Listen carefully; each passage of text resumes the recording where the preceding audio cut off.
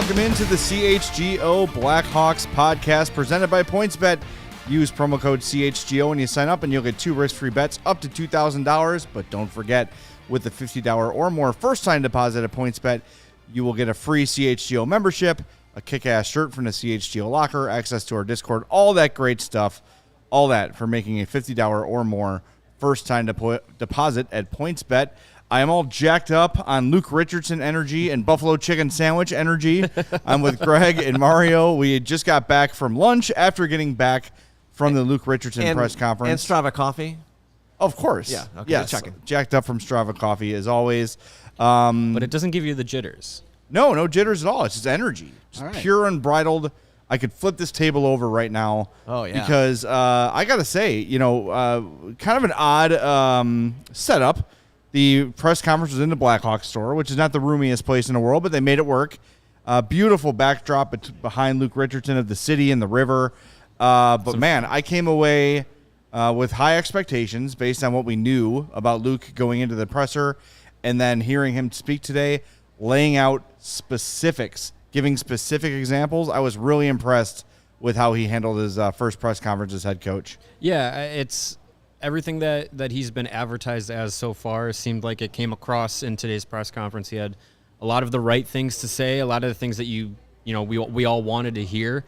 And, yeah, I mean, until we know, the results of games, we can't really, see how players develop. We can't really say good move, bad move, whatever. We just kind of have to go off of, what we've been told about Richardson from his, his playing career, teammates, his coaching career. I think everything that we've heard, what we heard today, all fits together. There were stories about his development, work with a player like Chris Weidman was one of the specifics that they laid out there. He talked about being teammates with Eddie Olczyk and kind of getting the ropes of Chicago early on in his playing career that way. It was just a lot of good things to hear. And, I mean, he says he's an optimistic person, and I think that's the kind of attitude you kind of have to have right now is that, if you're down in the mud about the rebuild, it's going to be hard to come out of it. So for a team that's going to endure a lot of losing, a lot of challenges, it seems like they have a guy that's ready for that challenge. Yeah, if he were to just show me a picture of Luke Richardson, I had no idea who he was. I would be like, that guy is a hockey coach. Yes. Mm-hmm. He is super coach. Like, he is all business, but you could tell. But he's got there's some personality in there, yeah. You wanted a guy with presence. You wanted a guy that could command a room. He's that guy. Absolutely. He demands respect the second he starts speaking. Very just commands the room and garners respect immediately. Definitely sounds like a guy that when he starts talking to a locker room full of young players, they're going to listen. He's as they say, he's a man who's seen some things, and he's got a lot of experience, and he knows that, like, he didn't get into a lot of specifics about exactly what he's going to do because he doesn't know what the roster is going to look like. Mm-hmm. And he talked about, like, yeah, there are prototype players I want on this team, but everybody can't be that. So I have to figure out ways to take people's specific abilities and apply it to the whole. Right. And that's refreshing to hear. That is not Jeremy Colleton, who just said, this is my system, we're going to run it, I don't care. Yeah, and if Dylan Strom's not Patrice Bergeron, sit down. Yeah, this is a guy that says, I realize I can't have 20 guys that are all exactly how I want them to be, so I have to get them either up to speed or figure out how to adapt my system around what I have, and that's refreshing to hear. Well, Mario mentioned the Chris Weidman story, and to me, that really stood out for me because he said, here's Chris Weidman, a undersized defenseman who's trying to battle Pat Maroon in front of the net by trying to nudge him out of the way and out-muscle him. He's not going to do that. He's a smallish defenseman. Pat Maroon is a big power forward. And Luke went to him and said, look, instead of trying to muscle him out of the way, work his hands, beat him to the spot, and make him get past you to get there. He had specific adjustments to make for an undersized defenseman. Now, if that's Nolan Allen 2 or 3 years from now, he's not going to have the same advice for Nolan Allen. He's going to say, use your big-ass body and shove him out of the way. Here's a way to do it without taking a penalty. He seems to have a plan for every kind of player that there is, and one word he kept going back to was trust. He used the word trust so many times during this presser. I think it was at least half a dozen. Talking about establishing trust with the front office and everybody working together, trust with the veteran players, trust with the young players, trusting in their system and their development. And he also said, my plan works. He said it out loud that my plan works, my plan is sound.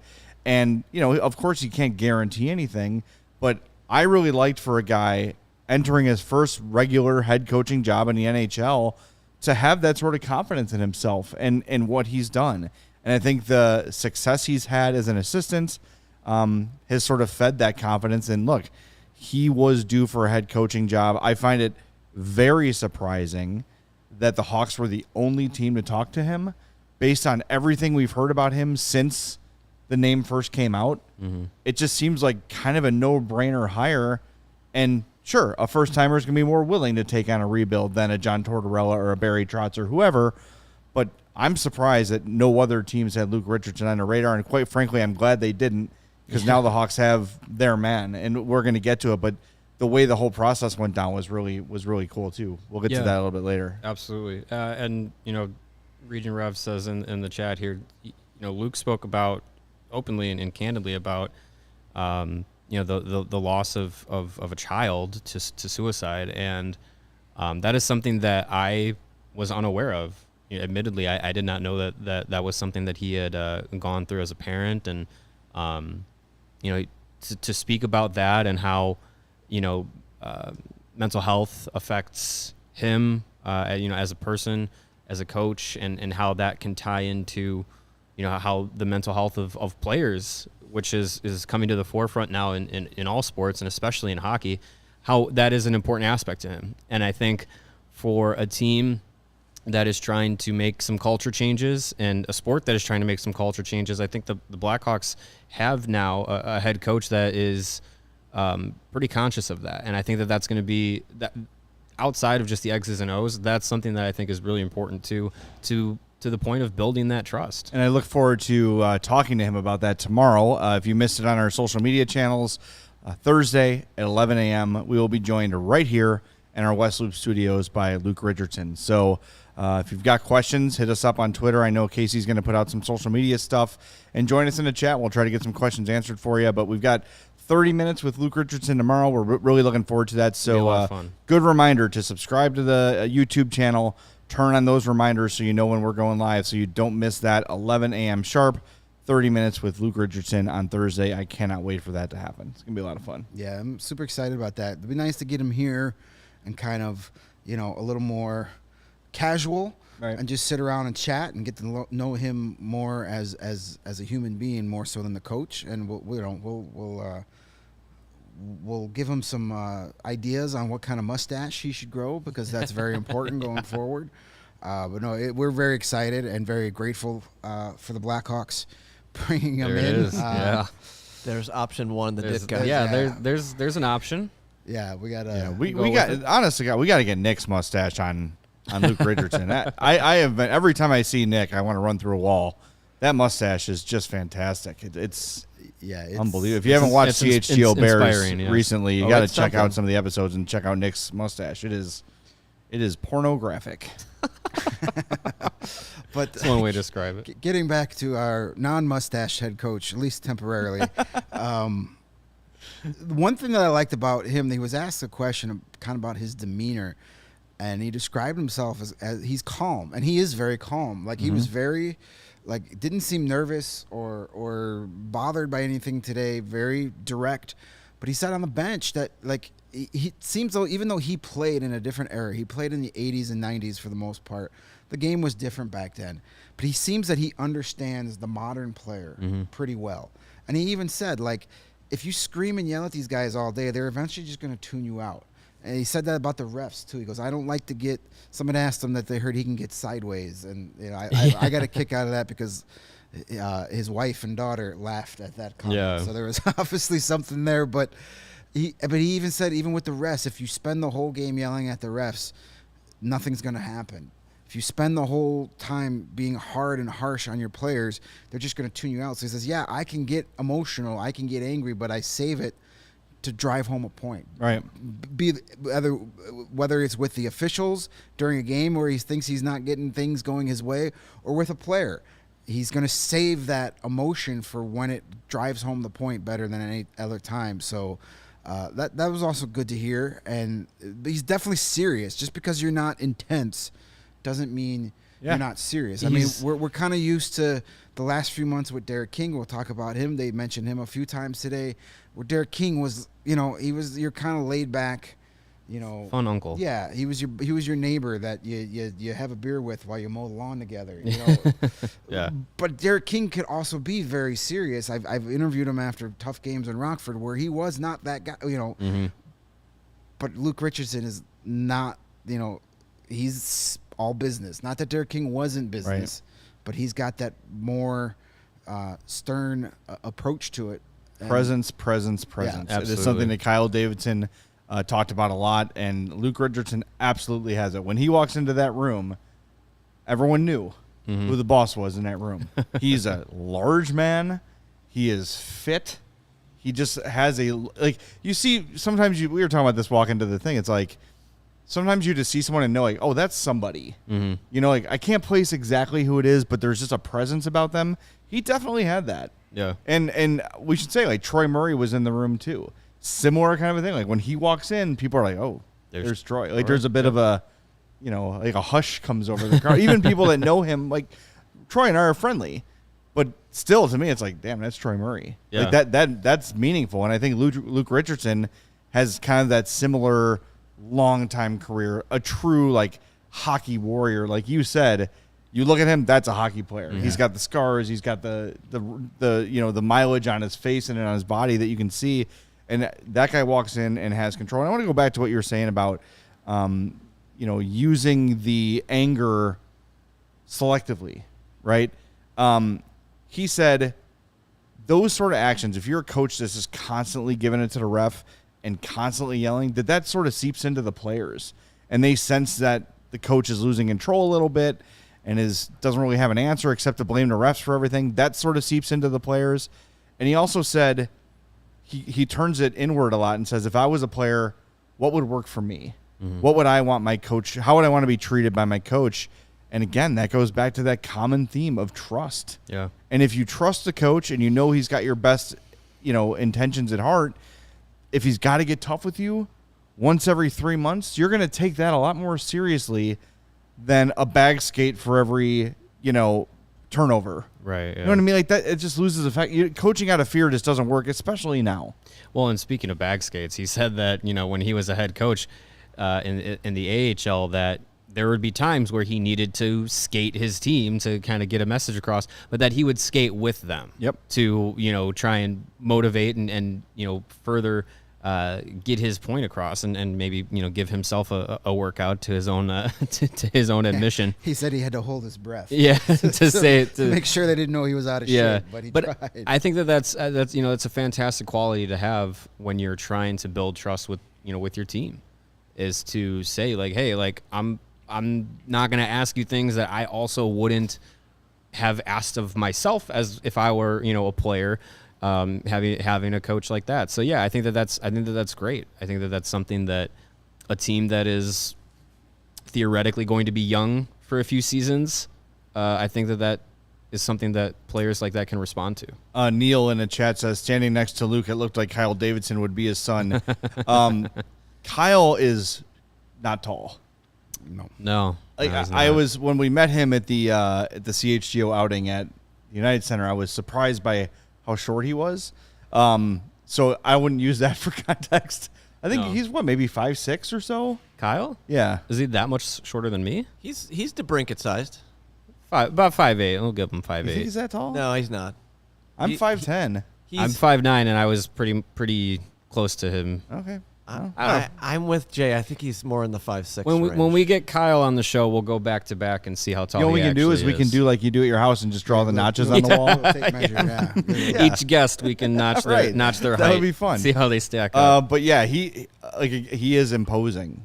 Luke Richardson is an imposing dude, and Rocky Wirtz said to him when they were getting ready for their photo op, like, "Ooh, you look like you can still play," and he does. Like physically, he looks ready to go, man. It's I don't know. I just He's came no away Ken very Hitchcock, impressed. that's for sure.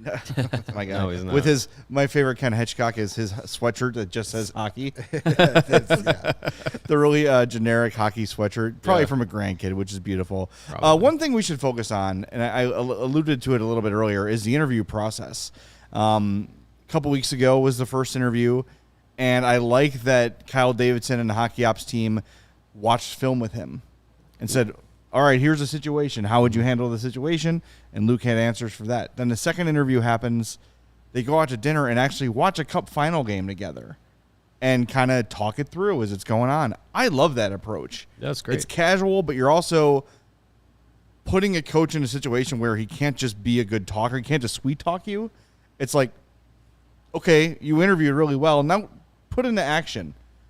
What did Alex Vlasic do wrong on this play? Mm-hmm. Or, why did Tampa give up a goal there? What should they have done differently?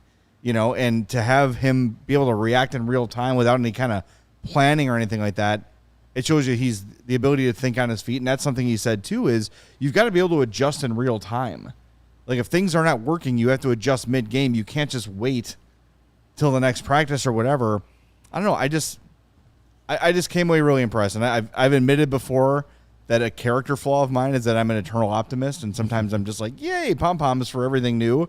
But I just don't know how you could watch that presser and come away anything but impressed and encouraged. Yeah, he won the press conference. There's no doubt about that. He was prepared. He had very thoughtful, well-worded answers. There was not a lot of cliches. A lot of these times you go to these press conferences, you do it long enough, you could pretty much write the quotes before they even say it. But he had a lot of thought. He had a lot of good insight. He told a really good story about they've made it known that he made his NHL debut in Chicago, playing for the Toronto Maple Leafs at the old stadium, and he told a story about that first game he was roommated with Eddie Olczyk, and Eddie took him to breakfast the day of the game. We're pretty sure it was the Palace Grill. He didn't say it's just some diner, but there's no diner doubt in Chicago. There was no doubt Palace it was Grill. the Palace Grill. And Eddie, it kind of took him under his wing and said, "Listen, that anthem, be ready for it." He said, "Everybody told me, be ready for the anthem." I was like, "Yeah, what's the big deal?" And then it happened, and I was like, "Whoa." Yep. So, he's got a relationship with Eddie Olczyk, so that's probably played a little bit of a factor in this as well. But, he's got connections here already. He was very impressive. And, so far, we're only a couple months into it, but so far Kyle Davidson seems to be hitting the right moves here. We're going to see if we still agree with that here in a couple of days as the draft approaches and the trades start coming. But, this was his guy. He didn't bring in 100 people. He didn't have this long list. He met Luke Richardson and was like, that's my guy. Well, and go for it. And it seemed like the interview process for the head coaching position, obviously Derek King was part of it because he was the interim, Luke Richardson. And it seemed like, I think there were maybe 3 or 4 total candidates that came in, but Richardson obviously impressed them enough to get the head coaching job. And, the metaphor of, the using the national anthem was something that he alluded to different times in the press conference about, the passion of the fan base and translating that into the kind of passion and energy that he wants to see from his players and from the teams that get put together for him and what he's looking for. He's looking to translate that onto the ice and have that be something that the players feed off of and that the fans then see from the players and say, like, hey, like, the next season or 2 or 3 or whatever, they're going to be tough, but it seems like his goal is to make sure that at least, what he's getting out of his players step by step, one day at a time, is hard work. I'm sure if you play for a Luke Richardson team, your GAF meter is going to have to be pretty high, win or lose, day in and day out. So I think that's a great thing to have, and something that I think fans who, maybe are on the fence about this hire and about the team moving forward in the rebuild, that's something that you can hold on to and say, hey, we're probably going to get even in a loss, probably going to get, a team that's going to give an effort every night. Yeah. You mentioned the steps, and he said we're going to have to go 1, 2, 3, 4, not 1 to 10. Mm-hmm. And you can't skip steps in this development and in this rebuild. And I guess the way to skip them would be to get more assets than you wanted to. So I want to tell everybody about our sponsors, and on the other side, kind of get to some of the stuff Kyle Davidson talked about as well, because I think that's just as important as a lot of the stuff Luke said today. But if you're enjoying CHGO, and we hope you are, it's been a lot of fun so far. And reminder again, tomorrow, 11 a.m., Luke Richardson in studio with us. The best way to support us and keep us going is to download that PointsBet app and use the code CHGO when you sign up. Do it now and you'll get 2 risk-free bets up to $2,000. But if you make a $50 or more first-time deposit, you're also going to get a free CHGO membership, which includes a free T-shirt from the CHGO locker, access to all of our great web content, all that great stuff, our Discord, all of it. So $2,000 in free bets, a free CHGO membership, and a free shirt from the CHGO locker. All that for making a $50 or more first-time deposit at PointsBet. It's your home for live in-play betting. And what does that mean? You're watching a game, and the team you think is going to win is down 2 goals or down 5 points or whatever it might be. You can place that bet during the game and get those odds in real time. Play along with the game as you watch. It is a great and fun way to wager during the game instead of just picking a winner and waiting to see what happens. Play along as the game goes on. There's no better way to make money than to see the Cubs get a 4-0 lead early and then just hammer the money line for the opposition that it's at plus money, because the Cubs are going to lose. That's just the way it is right now. That's it. Yeah, or just bet against the Reds all year. Yeah. That's a good way to do it, too. Until they play the Cubs. There's no wrong way to play at PointsBet, but those in-game wagers are a lot of fun. So download the PointsBet app right now and use that code CHGO. What are you waiting for? It's time to elevate your sports betting game. Once the game starts, don't just bet. Live your bet life with PointsBet. And if you or someone you know or care about has a gambling problem and wants help, call 1-800-GAMBLER for crisis counseling and referral services. And another one of our great sponsors here at CHGO is our friends over at Strava Craft Coffee. We've been talking about them for a while. That's because they're a game changer and their product is fantastic and has helped thousands of people to improve their overall wellness and quality of life. Strava delivers delicious, fresh roasted specialty coffee infused with organic broad spectrum CBD. The CBD from hemp doesn't make you high or hungry, but it does offer you some real benefits that can help you out in your daily life, like feeling alert and focused without all those jitters. You can live your day more balanced with less anxiety and fewer aches and pains. Plus, including CBD into your daily routine can even help you get a better night's sleep so you wake up feeling your absolute best. Strava's all about quality. Everything is small batch, it's fresh, and it's shipped straight to your door. They've got a lot of different flavors, different concentrations of CBD. You can get it in whole bean, ground, K-cup, whatever you want, they've got it. They'll take care of you. And CHGO listeners can save 25% off your entire order by using the promo code CHGO25 at checkout. That's 25% off of your order at Strava, S-T-R-A-V-A, craftcoffee.com when you use that promo code CHGO25 at checkout. And if you're already a big fan of the product, and you should be by now because we are, you can subscribe and save by joining the Strava Coffee Club. That's where Strava puts you in control. You get to save on all your favorite coffees and have them automatically delivered to your home or office on your schedule. It doesn't get any easier than that. Check out our friends over at Strava Craft Coffee. All right, Kyle Davidson had quite a few things to say during the presser, too. Why don't we start with Derek King's future? A couple of the quotes I wrote down. Quote, Derek was put in a tough spot this year. That is correct. Yep. That's an understatement. We thought he did excellent. He was a serious candidate, and, quote, there's going to be a process moving forward where we keep Derek in the fold. So it doesn't feel like he's going to be an assistant under Luke Richardson, at least at this point. It just sounds like the Hawks are trying to find, and this is just me, maybe you guys disagree, but to me it sounded like they're almost going to create something to keep Derek King in the fold, because it sounds like they're going to keep the Rockford coach there because of the job he did. Why am I blanking on his name? Anders Sorensen, thank you. I was going Sutterstrom. That's not right. Sorensen did a fine job when Derek came up to Chicago, and they want to keep him there. So now Derek King's kind of in limbo, and maybe they convinced Luke Richardson to bring him on in some role.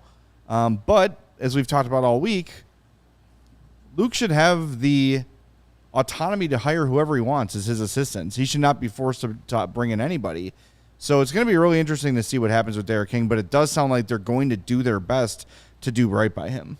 Yeah, I think, Davidson spoke about working with Derek King about what is best for his future and the organization's future, and sounding hopeful that those two things coincide with each other. And yeah, I don't, unless Luke Richardson can, talks with Derek King and wants him to be on his staff, I don't think he needs to be shoehorned into an assistant role if Luke Richardson really doesn't feel like he wants him on his staff.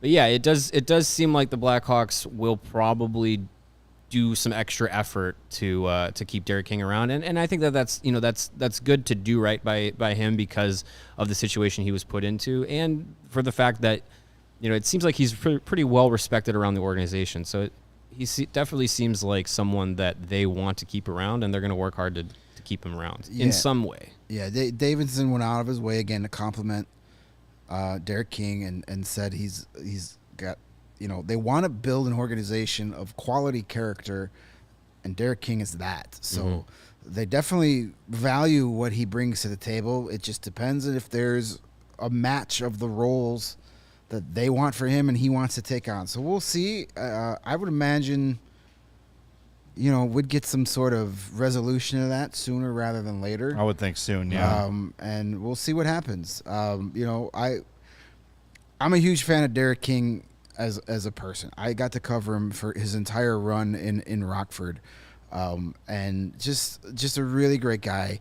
I would feel, awful for him if this just doesn't work out. Now all of a sudden he's out of a job at no doing of his own. Yeah. It wasn't his fault. Jeremy Carlton was terrible, and he got to put on a roster that underachieved, and all this off-ice stuff, none of that was his doing. So for him to be completely unemployed by the end of this summer, that almost can't happen. Yeah, that's they a have really, to do something. That's a really bad look. Yeah. And just as a fan of the person, Derek King, I hope it can work out and he's still around, because he's just he's always a great guy. The first day we were on the beat here at CHGO, Mario and I went to a practice, and he had his little press conference sitting at the table in front of the media room at Fifth Third Arena. After that, walked all the way to the back of the room to say hello to me and welcome me here. And it was like, that's the type of person he is. Yeah. He didn't have to do that, but those are the little things that stick with you, and that's the kind of person he is.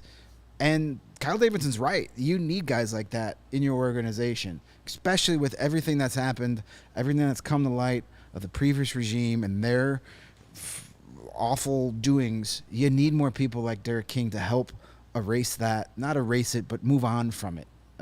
I want to address a question in the chat. We've heard this a lot since Kyle Davidson took over. This is from Michael. He says, tell me why Davidson, who worked for He Who Shall Not Be Named for many years, makes him a different hire. That worries me. Well, Michael, I'll just say this.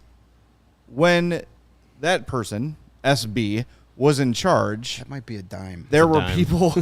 I paid enough, damn it. There were people in the organization working for him that disagreed. How many times have you worked for a boss that when he'd walk out the room, you'd be like, what an idiot. Yeah. What a complete moron. This guy has no clue how to run a business or auto body shop or McDonald's or Fortune 500 company, whatever it might be.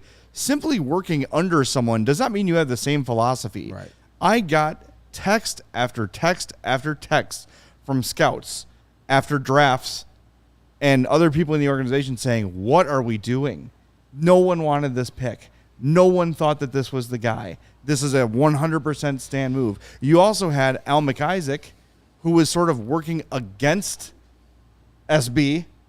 Norm McIver. That's What at least a quarter. No, Al there. McIsaac. He Al said the McIsaac? first Yeah, name. the two guys working together, theoretically, had different philosophies too. And sometimes there were factions within the organization. So simply working under someone does not mean you have the same philosophy. Just look at what he's done so far. Yeah.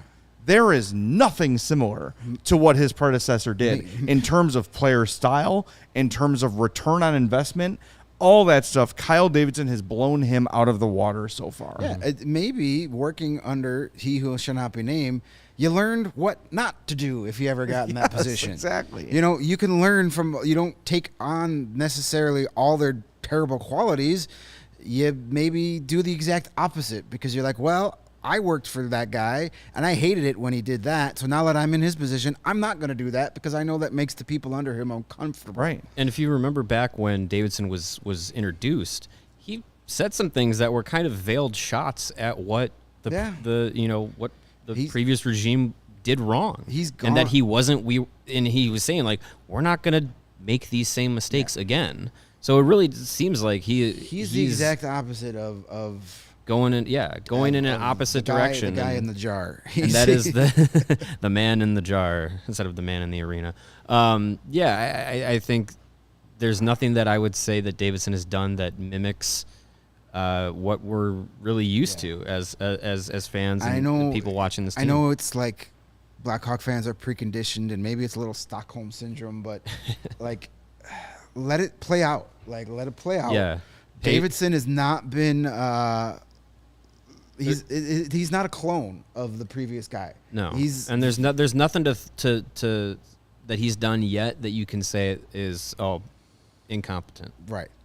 He's building a team, a literal gigantic team of people to help him do this. And what's funny, they were all there today. Yeah. It was Soup was there, and McIver was there, and Jeff Greenberg. Greenberg was there. Megan Hunter was there. All in the front Everybody was row. there. Jamie Faulkner, Danny. Rocky, Yeah, Jamie it was a Faulkner. team. It was a team presentation. It was, everybody had their backing of this move, and Davidson has pretty much said that, hey, I don't know everything on how to do this, so I'm going to bring in some really smart people to help me, and we're going to collectively get this team in the right decision. That is anti he who shall not be named, if I've ever heard of it. I go back to your Voltron Yeah. comp. It's fill in whatever you lack in, bring in people to fill in those gaps, and you make one great hockey Voltron. And that's the idea. That's how it should be. GM by committee almost. Yep. With Davidson getting the final say and Yeah. making the final call, as long as he continues to objectively listen to this group that he's handpicked, those are all his hires. There's no doubt in my mind about that. That's not, hey, we're going to give you this job, but you got to bring back Norm McIver. No, he's got experience working with him. He's like, that's a guy that I mentored, and he helped me get here, and now I need his help for me to excel at this job. Yep. He has admitted that, he's got his flaws, so he needs to bring in other people to make up for those flaws. That takes a lot of stones to admit that. Let me ask you this. If the last guy was GM, would Colton might still be the coach, but would Luke Richardson be the hire? No shot. No. I don't think He would so. have to go outside the box. It would have to be some I'm smarter than everybody else sort of a hire. Like, look how smart and sneaky I am. That's what, even though sometimes the things like that he did worked, they were always met with an eye roll. Like, well, come on, it's such a leap. It's such a stretch. And yeah, maybe it works out, and maybe this player turns out really good, but it's so off the radar. It's so off the mark. Sometimes, like, not overthinking things is the way to go. And I think that's sort of like, it's funny.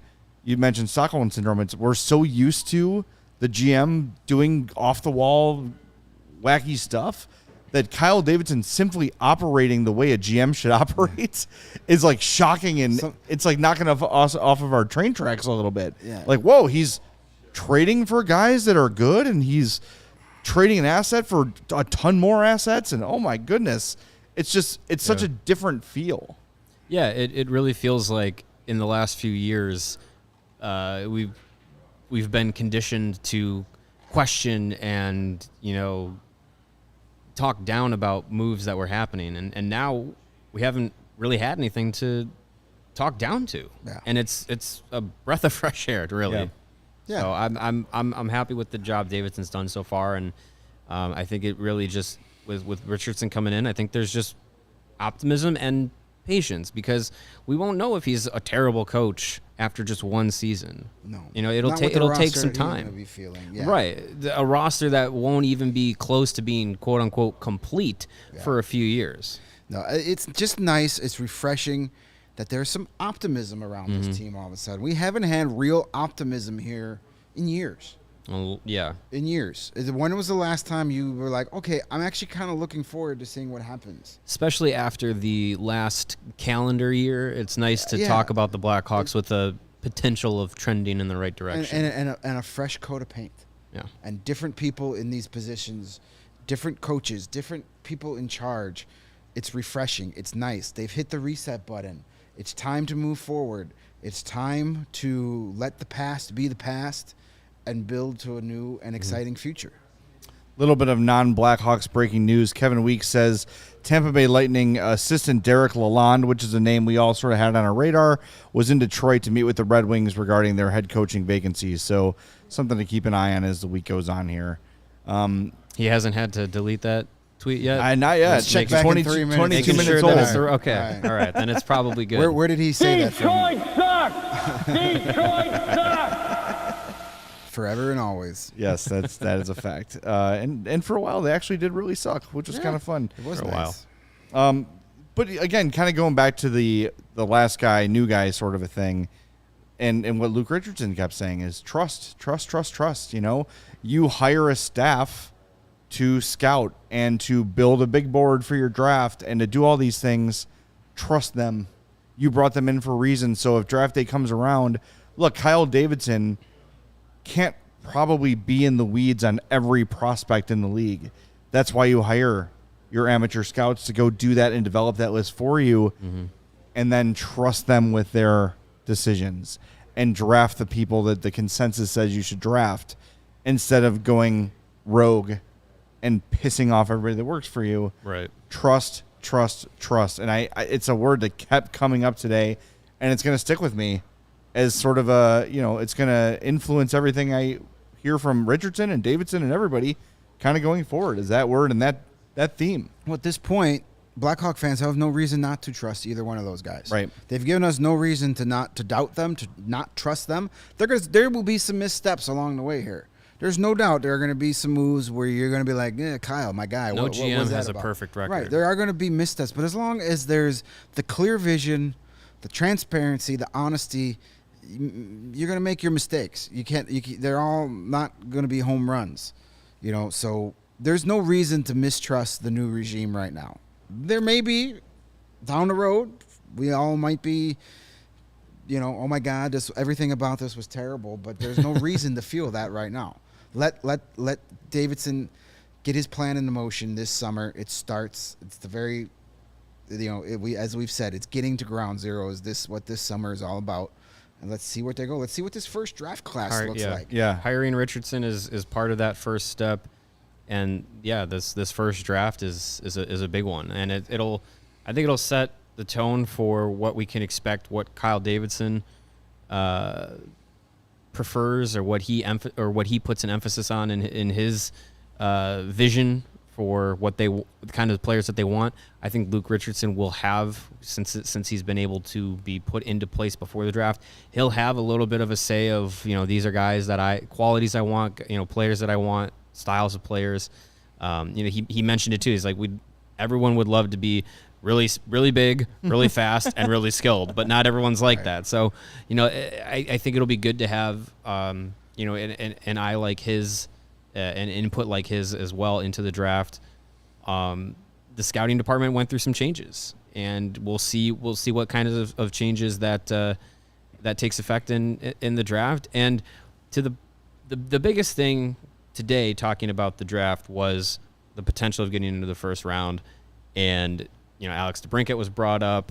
wanting to get a first round pick was brought up, wanting to get future assets was talked about, and Kyle Davidson obviously couldn't go into many details, but again, he seemed very much on the side of like, if we can get something done that makes sense, we're gonna do it. Yep. And I think that's the biggest takeaway was that they're not gonna just trade. And I'll say Alex DeBrincat just because that's the person that's been brought up the most, the person that makes the most sense to try and get into the first round and more.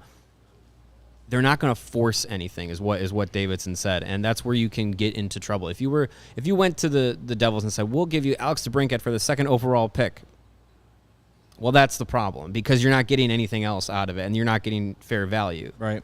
So if that's the deal, if the deal's not there, they're not going to do it, and I think that that's the best approach to it. But I still take away that Davidson really wants to get into the first round, and they're not going to force it, but I think if something's tantalizing enough, they'll pull the trigger. Well, yeah, I like that he said, that's how you get yourself into trouble. If you just go in there with your heart set on getting into the first round, regardless of what it's going to cost to do so, that's how you screw yourself. But Right. like you said, if pick 11's coming up or 12, and they're like, oh, I really like that guy, or the end of the first round's coming, and maybe they give up their second round pick and a later round pick to move up 5 spots to grab somebody they really like, cool. Mm-hmm. But you can't just go in there and be like, I'm getting into the first round and I don't care how I do it. No, that's foolish. And you put your organization in a bad spot there. A couple quotes about the DeBrincat stuff and other things. He said, quote, there are some players that are untouchable based on their contract status. Taves, Kane, Jones. Yeah, other than that. That's it. He said, we are in a position where we are listening. Which is absolutely what they should be doing. Mm-hmm. We saw some speculation earlier today on Twitter that the asking price is multiple firsts and prospects. Yeah, that's where the conversation starts for me with DeBrincat. And they are in no need to trade him. They can just as easily sign him to a long-term contract and have him be the face of the team for the next decade or whatever. They're in no rush to trade Alex DeBrincat. If some team wants to come and, like you say, wreck their franchise to get him, by all means, feel free. But I'm not convinced either way he's staying or going. I think letting the league know this very good 24-year-old is available, come and blow our doors off, and we'll talk. Yeah. If you got 2 first-round picks for Brendan Hagel, it needs to be right. And 2 NHL-ready players. Yeah, I mean, come on. What are we doing here? So if somebody says, well, more than 1 first-round pick is too high of an ask, well, then we're not talking to you anymore. Right. Yes. That's why I'm so hell-bent on the Devils. Like, none of these other first-round picks this year do a lot for me.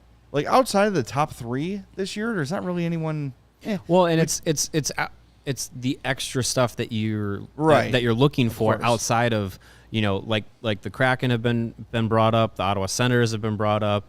The LA Kings have been brought up. Like, outside of the first round pick that you're trying to get this year, what else are you going to get from those teams, and what are they going to be willing to give up? Quentin Byfield, my friend. I mean, I don't think LA's going to to do that. No, they're, also, they're picking like 19th, so it's just like that's not going to be worth it. You don't. It's definitely interesting to see, but and I loved how Davidson numerous times said he's not going to force anything, and we already kind of got an example of that when he flat out didn't trade Calvin DeHaan at the deadline because he didn't get what he wanted for him. Whatever he valued DeHaan was that was not there, so he said, "I'm not going to trade him just to trade him." So DeHaan, Kubalik, there were chances for him to just get anything for these guys, and he didn't take it for whatever reason. Maybe there were no offers for him. Maybe there wasn't. Possible, yeah. But he had a set value for some of these guys, wasn't offered that, or didn't get an offer anywhere near that, and he said no. So Kyle Davidson does not appear to be a guy that's going to get forced into making a bad trade like somebody else that we were used to around here. I will say, though, one advantage he has is he's in a position of power, right? Yeah. Like, he's got the ability to take on some bad contracts in order to take on some who are desperate are going to be calling the Blackhawks and not the other way around. Yeah, you got to get used to that. I know we're not. That goes against the grain of what we've watched here for the last decade. But teams, for a long time, it was he who shall not name that had to coin, to use the old phrase, to get bent over a barrel. Yeah. To get rid of a bad contract. Now we own the barrel. We're a barrel company now, And mister. now you can bend over the barrel, kind sir, and let's see what you got. Brandon in the chat mentions a name that we've not brought up often as a trade possibility, Connor Murphy. If you're a team on the cusp of a Stanley Cup, I look at the Toronto Maple Leafs as a team that needs an affordable defensive defenseman. Mm-hmm. Every team that's contending should be interested in Connor Murphy. And those are the sort of things where as the draft rolls around and teams are looking at the roster and saying, I don't love any of the first round picks this year. Anyone that we would pick would be 3-4 years away. Let's get a Connor Murphy here for a first round pick. Like, it's not just a Brinkett. That's not the only option, is what I'm saying. There's guys all over the roster that you could flip. But I think in terms of player value on the trade market, aside from DeBrincat, I think Connor Murphy would be number 2. Probably, yeah. I mean, if you're eliminating the no trade clause, yeah, guys, if you're of course. taking the people, Yeah. the guys without movement protection, yeah, I would say Connor Murphy is up there. I wonder about Murphy because of the quality character that he is. I wonder if that is something that the team doesn't want to move because they know that he can be kind of a veteran presence. He can be a good influence within the locker room, as well as being a quality defenseman. But yeah, I mean, if you're looking to open up spots for the younger blue liners that are going to be coming up pretty soon here, and you're looking to maximize value, Murphy's probably, yeah, to your point, I think he's probably the number 2 or top 3 players on this roster currently that could fetch a pretty good trade offer. 29 years old, 4 more years left at 4.4. That's not bad Great for a guy contract. who can play a number 3, number 4 role on some decent teams. Like, yeah, that's not bad at all. No, yeah, it'd be interesting to see what happens. I don't know if they're eager to move Murphy, but again, if the right deal comes through, you gotta I see a guy like Luke Richardson look at Connor Murphy and go, "That's my third assistant who just happens to get the play." True. And who knows what kind of relationship there is there? Luke Richardson played in Columbus. I'm not sure if that's when Gord Murphy was there or not, but Connor Murphy grew up in the Columbus area, so there may be a connection there. But I think one of the closest players the Blackhawks have to what Luke Richardson was when he played was Connor Murphy. Yeah. So maybe that's the guy Luke Richardson has told Kyle Davidson, I don't want him going anywhere. If you can avoid trading him, obviously, if something that you can't refuse comes up, but this is a guy I want as my guy on the ice. And he said today, one of the kind of a throwaway line, but the Hawks want to add size on Yeah, I defense. was going to mention that earlier. And yeah, he wants more size on defense. So that's a little. They got some big prospects. Yeah, I mean, you got that yeah. bodes well for a guy like Isaac Phillips has got good size and Regula, Vlasic. Vlasic's tall. He needs to fill out. Yeah. But Regula, Vlasic, Nolan Allen, Ethan Del Mastro, Isaac Phillips. These are all some pretty sizable guys. Yeah, not looking good. They for just old gotta Nick Bodine there. Probably not. No, probably not. But yeah, I mean, it's again takes time, patience. For guys like that to get to their their full NHL forms, so to say. We got about 5 minutes to go here, so let's try to get some questions from the chat. Tom says, do you read anything into the fact that Richardson did not include DeBrincat's name in talking about the team leadership? No. At the moment, I did not. I think it was just he was asked a question and top of his head thought. I feel like he's had 48 hours in the city. I don't think he said he hasn't had conversations with Taze or Kane yet, and I wouldn't have expected him probably to doesn't be even know there half yet. the guys who are on this roster at this Right. point. Yeah. And I checked. The Brinket jerseys were still full price at the Blackhawks store. They weren't on sale. Not on the clearance rack. So See, now that's the kind of insight I like out of that's good. literally the Good first thinking thing I there. look for is the Brinket on clearance. Because if so, I'm breaking the news that he's being traded. I love, by the way, Luke Richardson holding up the 22 jersey, which is the number he wore for the vast majority of his career. That jersey's already spoken for. Can I buy one of those? It's kind of a nice looking. It was a sweet look. I like. Did he I'm a ask big fan us- of the double numbers. Did he ask us for permission to use our number? Yeah, Yeah, we'll right. take it up with him tomorrow. Yeah, we'll be like, hey, buddy. Yeah, come on, buddy. We had to get permission from Jordan Tutu, so Yeah. Neil, if both Murphy and DeBrincat go, who will replace them as alternate captains in your opinion? Sam Lafferty. Oh boy, I mean, well, Reese Johnson. Seth Jones. Well, he's captain, right? Reese Johnson Reese will be Johnson. captain according to Derek King. Yeah. Seth Jones will Seth certainly would have a definitely number. get an A. So Kane already 11. wears Kane one. has one. Kane's So it got would one. probably be Jones. Yeah, Jones. And those would be the two permanent ones because Murphy and DeBrincat alternated. They alternated home and home road. away. Yep. But yeah, I would say it's probably Seth Jones. Surfing Cade, I'm sorry, Surfing. He says Murphy needs to be healthy to be moved. Plus, for a guy who could be one concussion away from retiring and has a bad back, 4 years at 4.4 is a lot. It's true. Could play a role into his value, Yeah, but in this sport, every player's next shift can be their last shift. Right. and you're also not going to find in any other way, shape, or form a defenseman as good as Connor Murphy at that price. If you went to if Connor Murphy was a free agent this year, you're talking 6.5, 7 probably for him. I mean, Seems high, but in that range, yeah. Yeah, I I wouldn't put But it as past. we know, I wouldn't put it past the NHL to overpay But for a person as like we that. know, though, NHL GMs don't have the foresight to think beyond the season that's in front of them. Most of the time, yeah.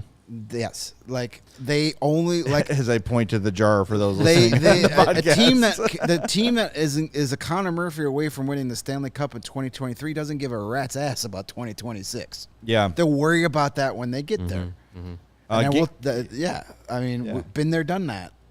Games and Roses asks, out of curiosity, if DeBrincat were to be traded, would you expect his next contract to be in the $8-9 million range, or what is your guess? It starts at 9. 9 and Nine up. is the Yeah. lowest it will be. 9 and up. Yep. 24-year-old multi-time 40 goal scorer or 40 goal scorer. He was Yeah, on pace if it's- for 50 the 2 If it's seasons single ago. digits, I'll be surprised. Yeah. He also mentioned Games and Roses. He or she, I don't want to assume. Said, did you guys hear John Scott's rant about DeBrincat not No, being I a didn't. superstar? Nope, and I don't care what John. I'll Scott stop you says at did about you anything. I'll stop you at did you hear John Scott's rant? No, didn't. Won't. John Scott's a super nice guy He and a is, really he is, smart but guy. I really don't care about what he says. I about just- anything. He is. I want to say though, Nice person. Very nice guy. here's the thing: is Alex DeBrincat a franchise player? I don't know if the answer to that is yes. I think he is an elite complementary player. He is the like Scottie Artemi Pippen. Panarin. He's the Scottie Pippen to Michael Jordan. Yes, I don't think he can be the best player on a contender. No. I don't think Alex DeBrincat can be the best player on a team that has championship aspirations. He's a great 2, a great 3. I think a lot like Artemi Panarin, where that cannot be your best player. That's not enough. And I love both guys. I love DeBrincat, but I just don't think there's enough to his game for him to be considered the best player on a contender or a franchise player. I think we've only seen him as a second, third fiddle. I think if he was on a roster where he was arguably the best player, I think he could step into that role and be a top of the league kind of player. I think if you look at forwards in the NHL, he should probably be in the top 20, 15. Some might be crazy enough to say top 10. I don't know. I think he has that ability, that skill.